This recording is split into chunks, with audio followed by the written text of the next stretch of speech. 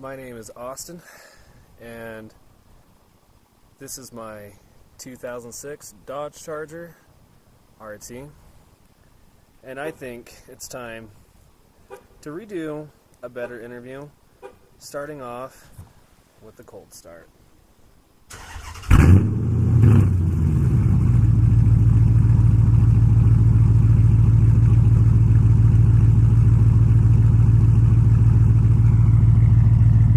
That freedom. Alright, we'll just kind of start off the official review. Now that you guys can actually hear me, it'll be way easier. Oh my goodness, it is snowing. Awesome. Gotta love living in Utah. The occasional random snowstorm. Anyway, moving forward with this, I drive a 2006 Dodge Charger RT. I currently have 135,000 miles, and I'm due for an oil change soon. Why did I want this car? So I acquired this car at 19 years old. The Charger is actually my dream car. My dad started off with the 2007 RT, and then he upgraded to a 2007 SRT. So that kind of jumpstart my love for Mopar cars. I wasn't really too specific, nor was I even remotely a car person in general. I should say car enthusiast in general before I acquired this car. So, you know, my dad's car at the time held a great baseline of, yeah, no fucking car compares to this, you know. The thing has 425 horsepower. I did all the specs on it. I actually did a little science show, you know, like one of those little science fairs in middle school about that. So it was pretty cool. Got all the specs. Understood at a young age, like 0 to 60 times, horsepower is the actual value of horsepower. So it was kind of, I think my thing's dying here. So it's kind of been sentimental to me since then, you know? So, you know, fast forward, I was 19 at the time I picked this car up, and no way I thought I could have picked this car up. These things still had their value back in, I think it was 2013 when I picked this thing up, or 2014 when I picked it up. So, you know, I bought it with like 72,000 miles, and at first I actually said no to this car.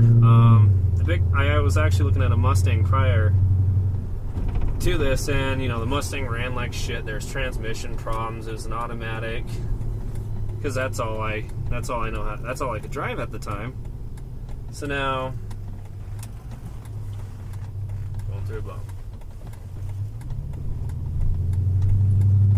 So with this vehicle, I just didn't want it for some reason, which was really weird. I think I just had like that two-door pride with that. And yeah, anyway, so I ended up picking this car, and I don't regret it. Never regretted it since, and I'm still confused why I said no to this Charger in the first place.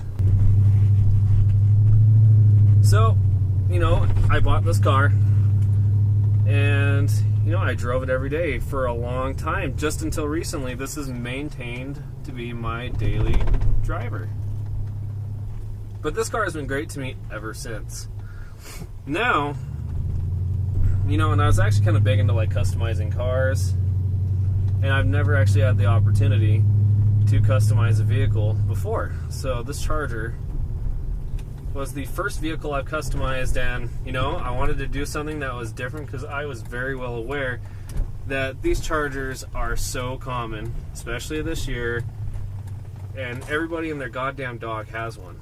So I wanted to dress it up a little bit and make it way cooler than the rest.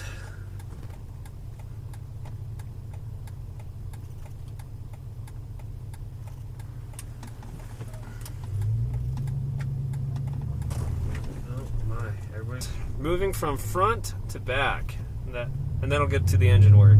So as far as what I've done aesthetics wise, gave it a brand new hood. It's a complete fiberglass hood, so it's heavy as shit. You wouldn't think that fiberglass would be heavy by any means, but this one's just really heavy. The hood is made of two components. So You have the hood and you have the shaker. Now with this hood, it is a Ram Air hood. So that means the shaker isn't real and it does not sit on my engine. It will come up with my hood, which to me, I'm completely okay with, because that's just extra work I don't want to do to my car. On top of that, the shakers that I've seen for this car are pretty small by comparison of what this one is. This one's pretty big, has a lot of length to it. The other ones are kind of look like squares. So ultimately, that's why I'm okay with just having this Ram Air. It looks good. It's good for shows, and it has probably more functional performance than probably some of the other hoods out there. So I kind of like it. It's a Ram Air, so you know all that air flows right into my cold air intake, and yeah, pretty much it does the Ram Air job very well. And so moving on to the next set of modifications, I also decided to change out the grill of this car. This car came with that ugly chrome grill. Well, I've painted it black a few times. And what I mean by a few times, a couple layers of Plasti Dip, because the shit kept chipping away, and you know I didn't put any protective coat around that, so it just chipped away. But ultimately, that Plasti Dip was for me to test it. Excuse me. Ultimately, that was a test to see if the black front looked good on my car. It did. It looked really good. Also, that applies to the bottom grille, so that all looks really good. At first, I really thought it was going to be ghetto, and that's actually my most recent modification. Moving on to the back of the car, I've decided to add a rear valance, which is just a diffuser in the back. And it's, you know, at first I was going to go with the SRT one because, you know, it fits the bumpers. The SRT bumper is identical to the RT bumper. They didn't change that, you know. The rear valance on this has larger fins, so they're larger than the SRT ones. They stick down a little more, and it allows me, if I want, which I still may do in the future, allow me to do a quad tip big exhaust on there, because really it's like a thin little piece of plastic. You fit it right above the tailpipes, and you know it's a perfect fit. You screw it into your bumper, so I had to screw into it, but ultimately it changed the look of this car way better for the good.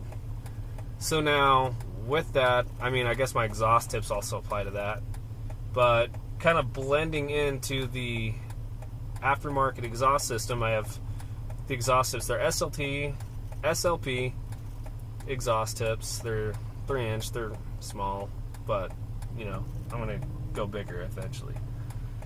But I have an SLP Loudmouth 2 exhaust. I have the resonator that originally came with it. I've had it taken out, and the thing has no mufflers either. It didn't come with the kit, which I'm completely fine for. I like having a louder car. I personally really like the drone in my car. And that's kind of a odd feature about me. Odd characteristic that I like is just the drone. It lets me know. Like when you sit in this car, you start it up, and from driving it, you know that you are in a burbly, big-ass V8 car. And this has the 5.7, so it doesn't produce a lot of horsepower. So, moving with the modifications, I'll give you kind of my horsepower estimate, and I feel like it's pretty accurate based on polls I've done with people, okay? Based on a few people I've raced. Legally, of course. Of course it was legal. So, I have my 2.75-inch catback exhaust. I have Mopar long tube headers. I have high flow cats. I have a cold air intake. That's all, and I have my old Intune tune on this vehicle. So, if I can say the amount of horsepower that I'm putting to the crank, I'm probably putting 400. Probably right around there. I think that's a pretty good estimate. So, that's kind of like what I've done performance-wise, aesthetic-wise. I haven't done too much to the interior. The only thing that I've really done to the interior is if you look at this bezel right here, you'll see that I have stripes, and if I angle this fucking thing, you'll see that I have stripes continuing all the way down to this aftermarket stereo right here. This thing was pretty neat for the fact that it fits with that small stereo slot. I was a big fan of that. It's touchscreen. More importantly, it has Bluetooth. I could give a shit less about navigation because navigation in cars is so obsolete to phones. I'd rather have a phone as a stereo, to be absolutely honest. But yeah, I mean, that's all the aftermarket stuff that has been done to this vehicle. It doesn't sound like it's a whole lot right now, and there's more that I'd like to do. If you really want to know, like, my ultimate, like, dream goal to do with this car, and let me tell you something about this car, it is still my favorite body style. Maybe because I'm sentimental towards it. Maybe I think it looks the best. There's a lot of maybes that go into that. But ultimately, my goal is to keep this car, make it my project car, and I'm going to do some fun stuff to it. One of my goals, if I can achieve it, I would love to, I would totally drop a Hellcat engine and that 8-speed into this vehicle and plush out the interior, you know? This is old. I'm gonna get, it already has some modern features to it, you know, it has Bluetooth. I don't give a shit about adaptive cruise control and all that other stuff. That's for a car that is a daily. And mine isn't at that point anymore. It's officially my project car, and it's going to be a slow-going project for that. But again, that's what I would like to do, is to drop a Hellcat engine into this, because you know what? There's no logic, because I freaking want to, and it'd be badass when people would assume that I've done a 6.1 swap, but then they hear this, you know, that roaring whine of that 6.2, and they're gonna think twice. And of course, I'll probably just keep the badging the same. Yeah, I'll keep the badging the same. I might have a Hellcat feature somewhere on this, but you know, that's pretty much it. It's gonna be, you're gonna have to look for it, and it's gonna make people say pop the hood. And I'm all for it. You know, it's a great show aspect, and it would just be fucking cool to have it in this car.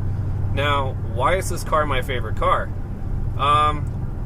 Easy question, hard to answer all at the same time. So, I'll do my best to tell you why this is my favorite car. The first reason why this is my favorite car is because it looks pissed off. The body lines are very neatly put together. The gaps are small. You know, I can go on like that quality binge. But ultimately, why I like it, it's the side arches that are in the back. Those quarter panel arches, that's not on the Charger anymore. That's gone. Like, you're gonna see that more so on like Mustangs and Camaros, and the Challenger even has a little bit of it.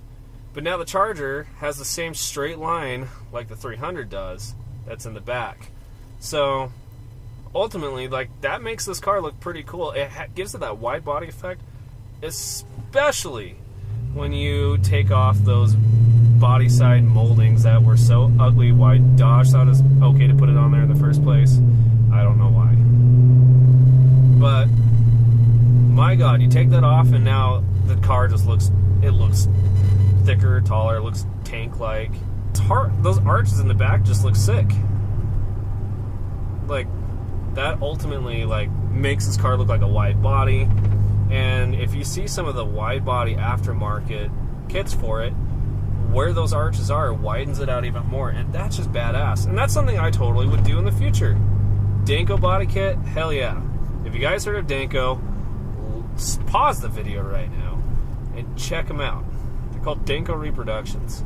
These guys and Charged Motorworks make the best body kits I have ever seen for this generation of Charger. Maybe they have the same like and interests of this generation that I do. But ultimately, like, if you gotta see it. Like, if those kits don't want to make you keep your vehicle and, you know, redo everything, I don't know what will. And that's the fun part about these cars, especially for their age. This is a 2006. It's 2018. My car is 12 years old. That's insane. This is an old son of a bitch. So the aftermarket options are awesome in this. They are rocking. You have so many options. You can rice the fuck out of your Charger. You can gangster the fuck out of your Charger.